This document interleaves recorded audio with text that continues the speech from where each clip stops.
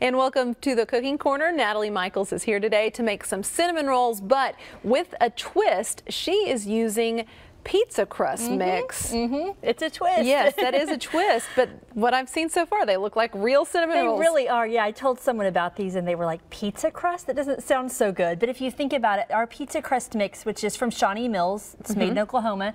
Shawnee Mills is, you know, it has the yeast in there, it has the flour, has everything you need to start. It's like a cinnamon roll starter, if you think about it that way. That's a good way to put it, yeah. So I have gone ahead and mixed that up, and to do that, it's 2 packages of the Shawnee Mills crust, pizza crust mix, a cup of very warm water, and sugar, a 1/4 cup sugar. So I rolled that up, kneaded it really well, let that sit for an hour, and then you're left with this dough. So this dough originally was, of course, in a big ball that sat for an hour, and then I have gone ahead to start rolling it out. So you want to do this in about 15 by probably 9 inches is pretty good for cinnamon rolls, because you want to have enough room to put your filling in there. So here we are, but really, I mean, until this point, it's so easy. Just that one, mixing that up, and then here we are. Well, and even this part doesn't look too difficult. It really isn't. I mean, I got it started, but this took me, 30 seconds to get this rolled out. So no problem at all. So then we're going to make our filling, and I'm using Highland butter, which is made in Oklahoma. This is a stick of butter that's softened, so you don't want to totally melt that butter. It would absorb too much into the dough. Okay. So this is softened butter. I'm going to add about a 1/2 cup of sugar. It's the good stuff there. Yes, it is. 2½ teaspoons of cinnamon. You want to give it a really good cinnamon flavor. And then you're going to mix this up, and we'll spread it on top of the dough.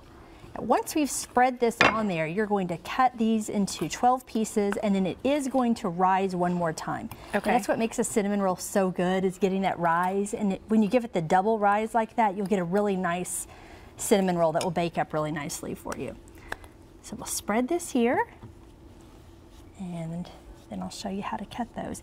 Now at home, you'll want to take your time and really spread it out. Really spread it all the way out, but I'll go ahead and show you. You're going to roll from this direction. Okay. So lengthwise. Make sure you get lots of flour on that. Yes, you want to flour your board for sure, yeah.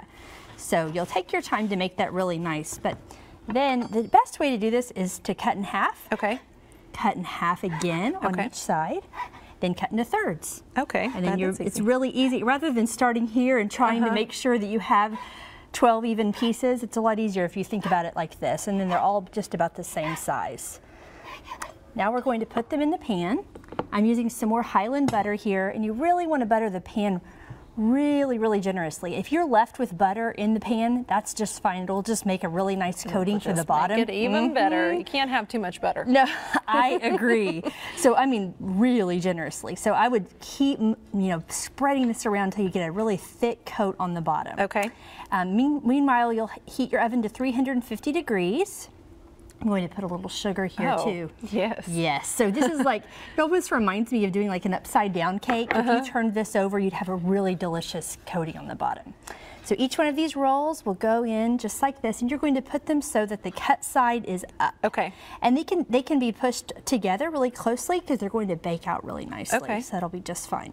And then after the second rise, then these are going to cook for 30 minutes in the 350-degree oven. Okay. That's it. You have your cinnamon rolls. And you see them there. They look just like any other cinnamon roll would. I know. You glaze them when they're out with a little powdered sugar icing, really simple. And that's it. Okay, I'm ready for the taste test. Good. Thank you, Natalie. Thank you. And you can check out more recipes just like this one at our website, newson6.com/recipes. Thanks again.